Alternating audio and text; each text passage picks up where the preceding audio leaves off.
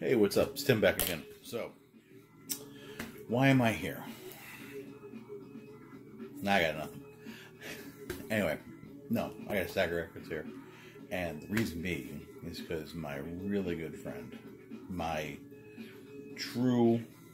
one of my true VC brothers, it's so scary, some of the things we have in common. Bill at the Vinylverse. He hit 300 subs. That's a fantastic number. Congratulations. You deserve 300 million more. Love your channel. Stuff you show is incredible. You are constantly adding to my wish list, so thank you for that. My wife probably doesn't, though. So, to celebrate, he's having a contest called Through the Years. I'll let the Kenny Rogers song play out in your head for just a minute. There we go. So what he has asked is 4. You can show more if you want, but 4. Show 4 albums that relate to a year of significance in your life. The albums are just representative of the date, or you could have a personal story to tell. So, everyone knows I like to run my mouth. Sorry, that's what I do. So I got a stack of vinyl, I got some stories, I got a mouth. Let's go. So, the first year is 1971. Why is that important? You're looking at it. There it is. The year I was born. And one of my absolute favorite albums of all time. This is in my top 10. I've mentioned and referenced my top 10 before. My top 10 is probably pretty set. And one of these years, I will do that video. Or videos. Not now. We'll just tease you with one of my top 10. Jethro Tull's Aqualung. This, to me, front to back, is a perfect album. It came out in 1971. This is, I believe, Tull's 4th album, and really deals with a lot of heavy stuff. So, I was actually turned on to this one by I referenced it before, my uncle, my aunt, at a very young age. I knew the song Aqualung from the radio. I knew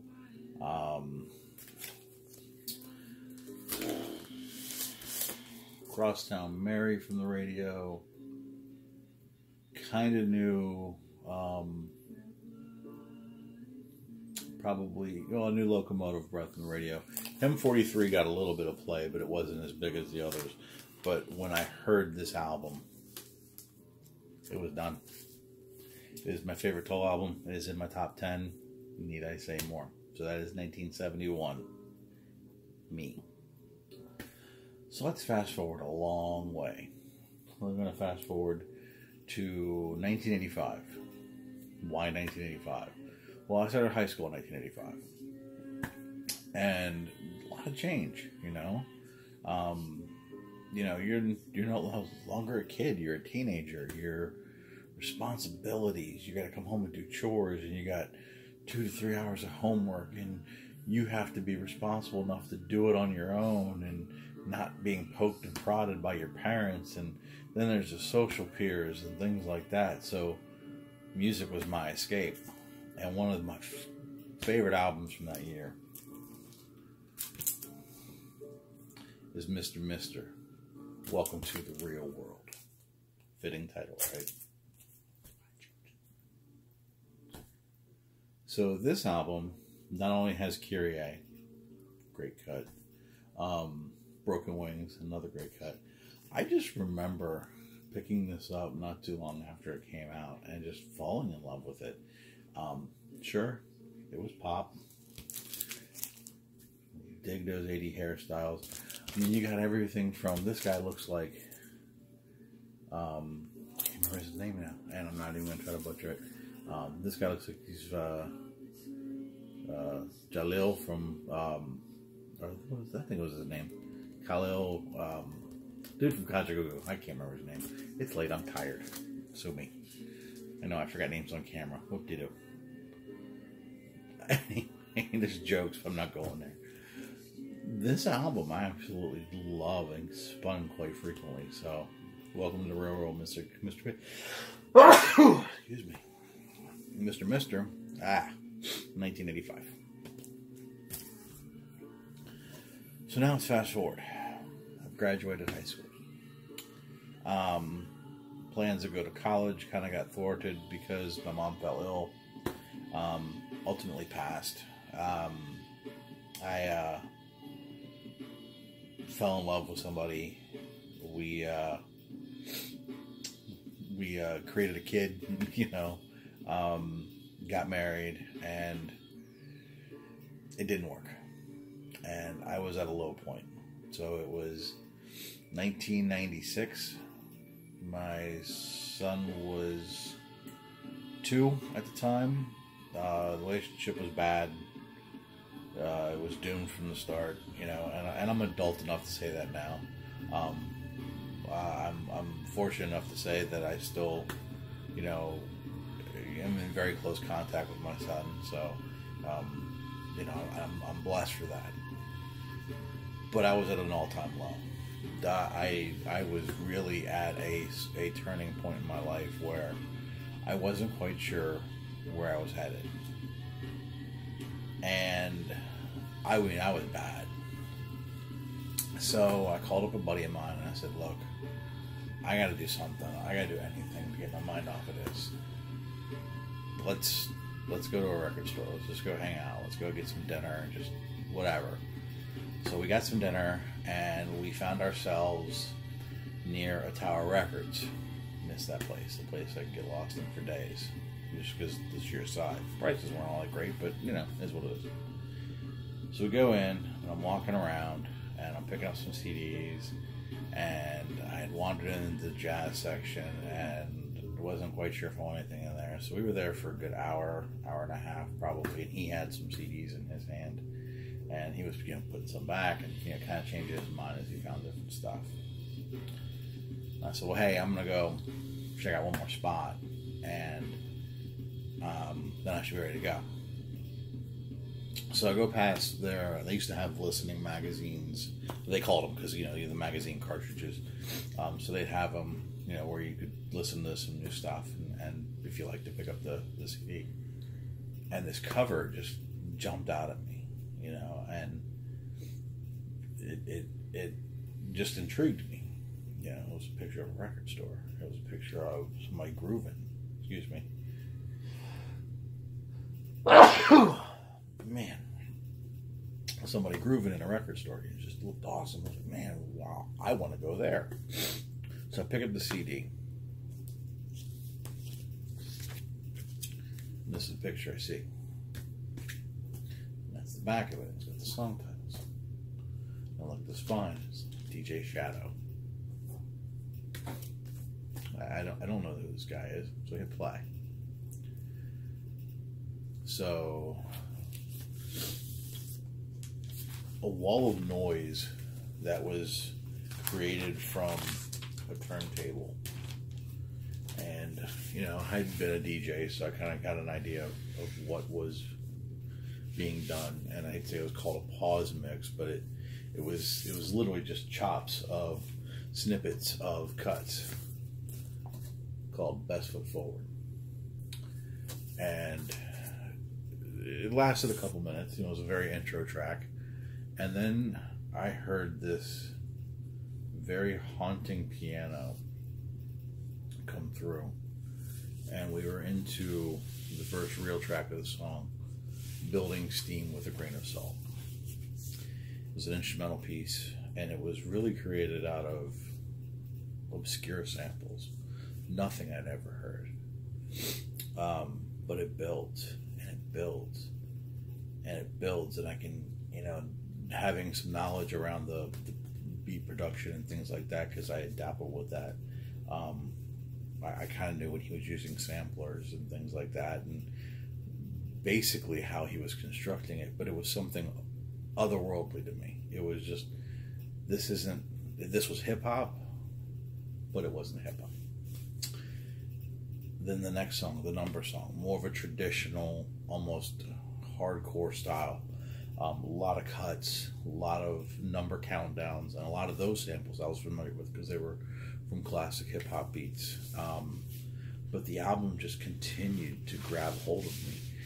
Things like Midnight in a Perfect World, What does your soul look like? Stem, long stem. Long story short, this is about a 60-minute CD. I got through about 3/4 of it till I feel a tap on my back shoulder. And it's my friend saying, dude, are you ready? Because you've been standing here forever. I grab a copy and we're done. We're out the door. And for the next few years, this became the soundtrack to my days. This was the music that helped me ground myself. This was the music that helped me put meaning to things. This was the music that allowed me to think or allowed me to get lost exactly when I needed it to. There really aren't any vocals. This is 100% sample-based creation, and it's probably one of those albums that a lot of people should listen to if they haven't. 1996, DJ Shadow, full-length debut, Introducing. An album that I can honestly say saved my sanity. So, one more. And I chose 2018. I'm remarried. I have 3 boys. As we call them, hers, mine, and ours. So the oldest is actually my wife's, but I don't refer to him as my stepson. You know, he's my kid. Then there's mine, who lives up north, and then there's ours. Love all the boys. Life is hard sometimes, you know. We all get here, but life is good. So what big change happened in 2018? You guys. I found a muse. I found a passion. I found an outlet for sitting down and talking to people when it came to music that I didn't know that I needed. I didn't know that I wanted.